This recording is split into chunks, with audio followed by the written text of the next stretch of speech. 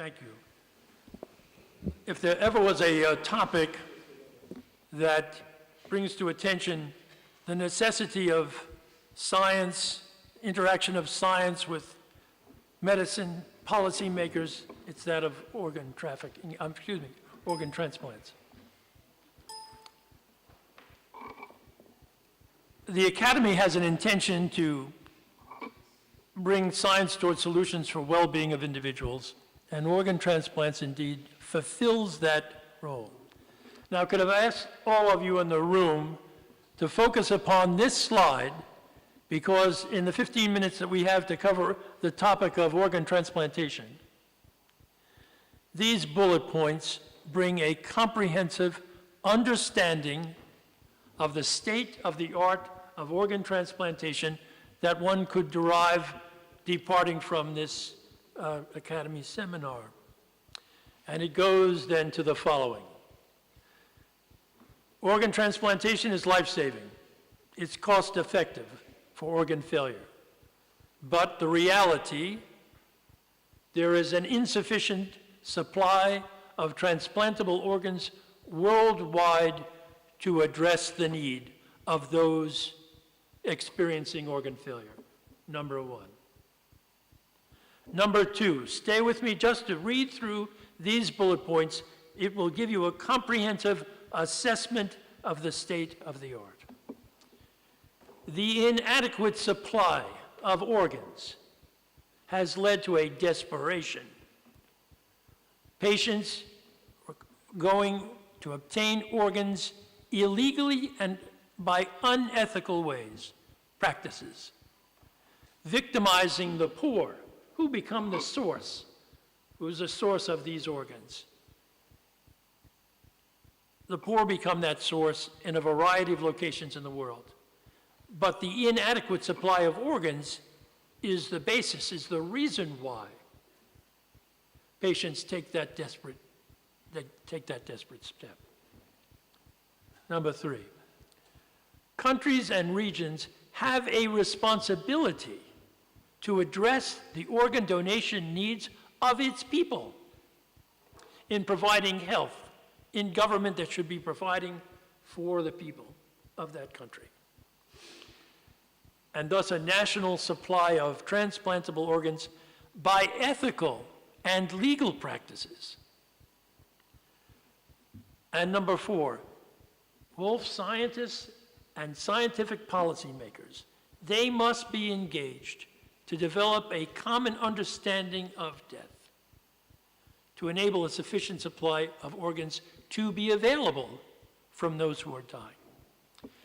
Now, in each of these bullets, I wish to provide some data, but we'll return to these concepts as we go through the presentation as best we can very briefly. Oh, forgive me.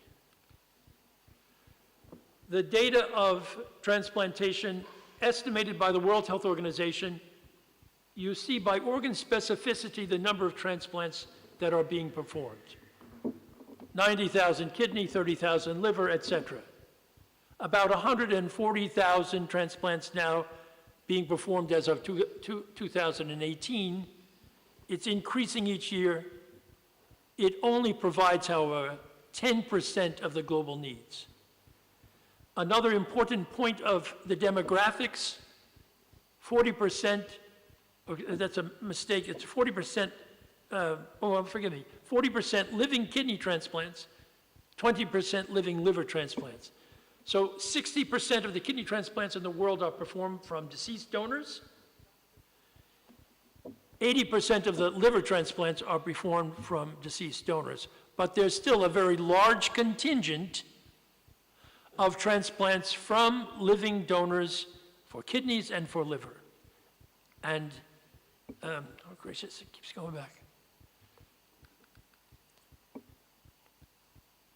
These data are shown by this slide in the patients undergoing transplantation.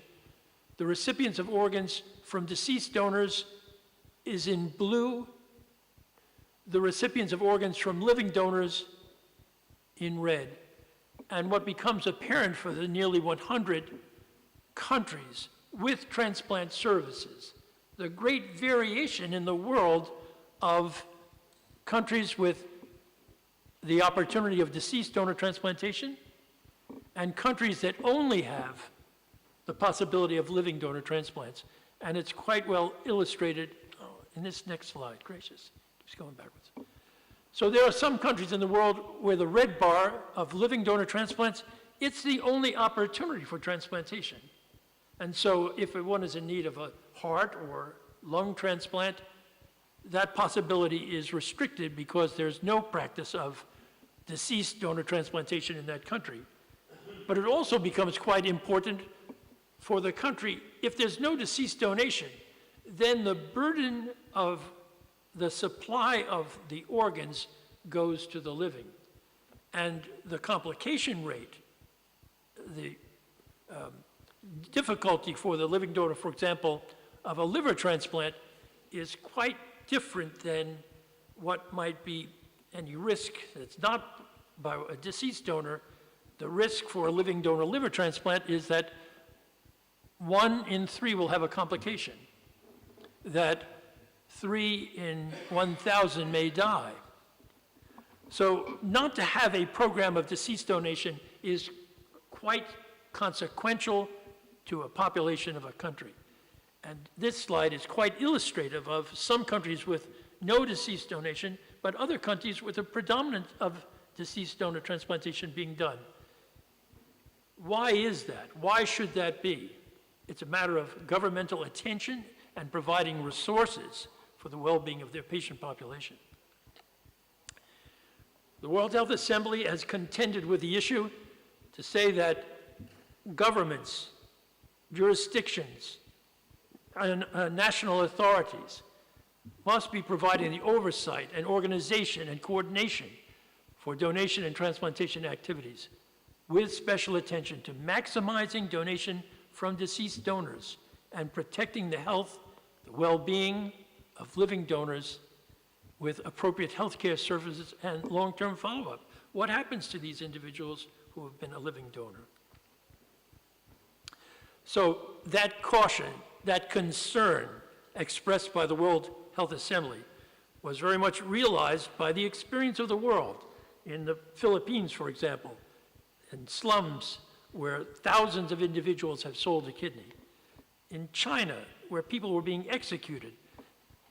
A decade ago, nearly 6,000 were being executed each year as a source of organs for patients coming from around the world to undergo transplantation in China.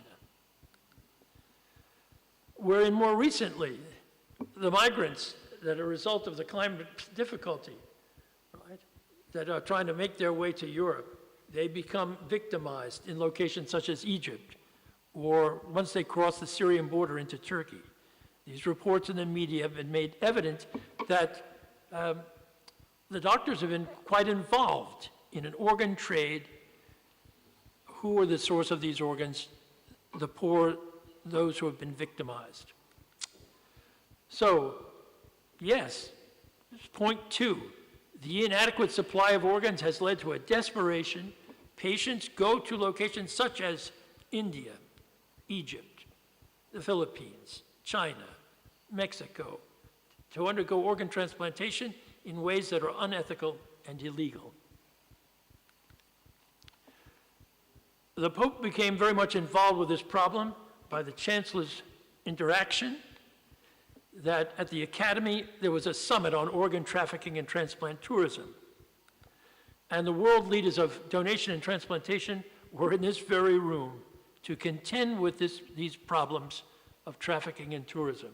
And a statement was made by the Academy, and bear with me, for the top of that, it's not very well evident to you, but in this statement, a very emphatic disposition that all nations and cultures have a responsibility to address this problem, and that the issue of organ trafficking becomes a component of human slavery, just as forced prostitution and forced labor, and it becomes a crime against humanity. So we've now come to know that countries have a responsibility to provide a national supply of organs by ethical and legal practices. And a task force has been developed by the World Health Organization to bring that forward.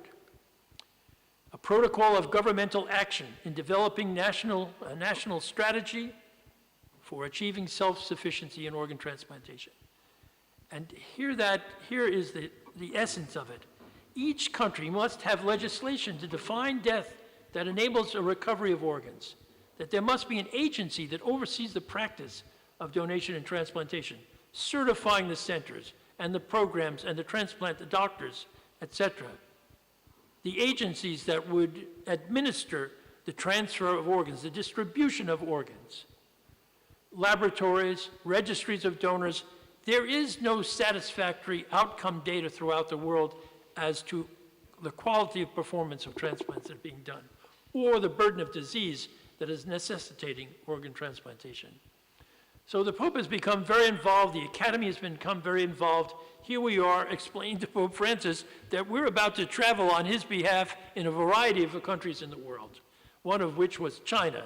And Monsignor has been in a host of countries now, proclaiming the importance of governments to have a protocol of activity that addresses the organ, donation, and transplantation needs of the country.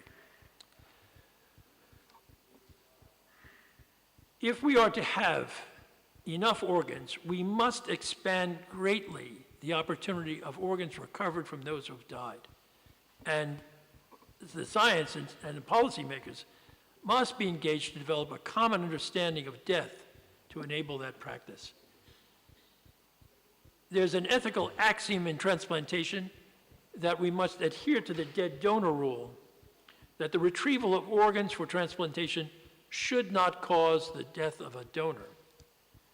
But that law and rule is very inconsistent throughout the world. So this slide is meant to show in blue, there are countries with national legislation defining death. There are those with the laws that have an ancillary test. It's not just a clinical evaluation. There's an objective means of knowing that someone no longer has either brain function or circulatory function that one can conclude the person is dead. But my point in showing this slide is that there is an inconsistency, that national legislation is still very much needed to enable an opportunity of more organs being recovered from those who are dying. And finally, the international guidelines for the determination of death, they need to be proclaimed. And again, this is an issue that the Council was discussing yesterday here at the Academy, that we should have a workshop that would be able to promote an understanding of death that we could bring to policymakers, bring for legislation nationally in the variety of countries that we're going that have the problem of organ trafficking and transplant tourism. But the conclusion being that death occurs when there's a permanent loss of the capacity for consciousness and the loss of all brainstem functions. It means that we are now, the concept of death resides in the function of our brain, comprehensively to include cerebral and both brainstem functions, which enables us to take a spontaneous breath. The loss of brain function totally by cerebral and brainstem activity may result from a permanent cessation of circulation, which is how we classically are known to be dead, or after a catastrophic brain injury. And the reason for that is that the function of the brain is irreplaceable. And so it's a fundamental criterion upon which someone can be determined to be dead. And although Aaron was talking a moment ago, Aaron, you were talking about the possibility of, is there something to be done about the brain in the future? At this time, we know of no such thing in which the brain function can be restored once it's lost. So it becomes fundamentally a component of the concept upon which we should be expanding opportunities for deceased donation and addressing the inadequate supply of organs that is so prevalent in the world. So thank you for your attention that we've been able to accomplish this in 15 minutes. Mr. Chair, thank you.